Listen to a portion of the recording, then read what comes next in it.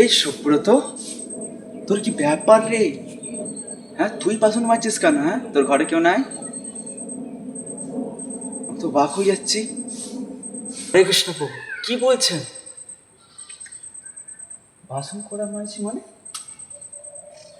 জানেন যে বাসন করাগুলো কার মাইছে? আমার রাধা মাধবের, তার সেবা করছে। আর তোমরা কি ধারণার লোক জানো? তোমরা ঘরে একটা কাজ করবে না, ঘুরে বেড়াবে আর ঘরে টাকা পয়সা খরচা করবে। তুমি আমার বন্ধুর লায়কই নও। বন্ধুর সঙ্গে থাকা, কি সুনাম করবো, ভালোভাবে থাকবো, একটু ভগবানের কর্ম করব, সেটাকে তো একটু খেয়াল রাখো, ঠিক আছে?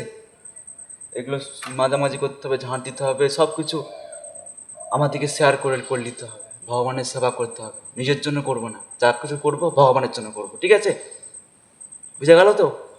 আজ থেকে যেমন না হয় কাউকে, নিজের চেষ্টা করবে ভগবানের যাতে কর্ম করা যায়, নিজের জন্য না। হরে কৃষ্ণ।